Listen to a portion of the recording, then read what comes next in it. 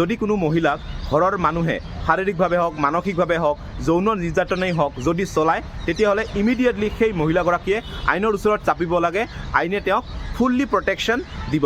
যদি এজন মহিলাক তেওঁৰ ঘৰৰ মানুহে মাৰধৰ কৰে, টৰ্চাৰ কৰে, শাৰীৰিকভাৱে কৰে, মানসিকভাৱে কৰে বা যৌন নিৰ্যাতন কৰে তেতিয়াহ'লে সেই মহিলাগৰাকীয়ে the protections of women from domestic violence act 2005 under section 12 এই ধাৰামতে সেই মহিলাগৰাকী অৰ্থাৎ যিজন মহিলাক ঘৰৰ পৰা টৰ্চাৰ কৰা হৈছিল সেই মহিলাগৰাকীয়ে কোৰ্টৰ ওচৰত এপ্লিকেশ্যন ফাইল কৰিব পাৰে। তেওঁৰ ছেফটি ছিকিউৰিটিৰ ৰিলিফ বিচাৰি সেই মহিলাগৰাকীয়ে এপ্লিকেশ্যন ফাইল কৰিব পাৰে। ৱাৰ্ডাৰ ছেফটি ছিকিউৰিটিৰ ৰিলিফ বিচাৰি আইনৰ ওচৰত চাপিব পাৰে।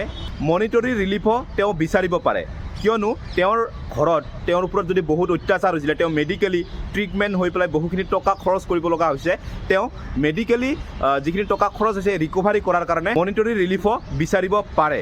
আৰু যদি মেজিষ্ট্ৰেটে সেই মহিলাগৰাকীক এটা অৰ্ডাৰ দিয়ে প্ৰটেকশ্যনৰ, আৰু যদি মেজিষ্ট্ৰেটে অৰ্ডাৰ দিয়ে সেই মহিলাগৰাকীক সুনিশ্চিতকৈ থাকিবৰ কাৰণে তেওঁক প্ৰটেকশ্যন দিয়ে, সেই মহিলাগৰাকীৰ ছেফটি ছিকিউৰিটিৰ সপক্ষত অৰ্ডাৰ দিয়ে আৰু সেই অৰ্ডাৰ যদি ভংগ কৰে বা ভায়লেশ্যন কৰে দেন আণ্ডাৰ ছেকশ্যন 31 মতে যিজনে মেজিষ্ট্ৰেটৰ অৰ্ডাৰ ভায়লেশ্যন কৰে তেওঁৰ জেল হ'ব পাৰে বা পানিছমেণ্ট। যদি কোনো মহিলাক ঘৰৰ মানুহে শাৰীৰিকভাৱে হওক মানসিকভাৱে হওক যৌন নিৰ্যাতনেই হওক যদি চলায় তেতিয়াহ'লে ইমিডিয়েটলি সেই মহিলাগৰাকীয়ে আইনৰ ওচৰত চাপিব লাগে।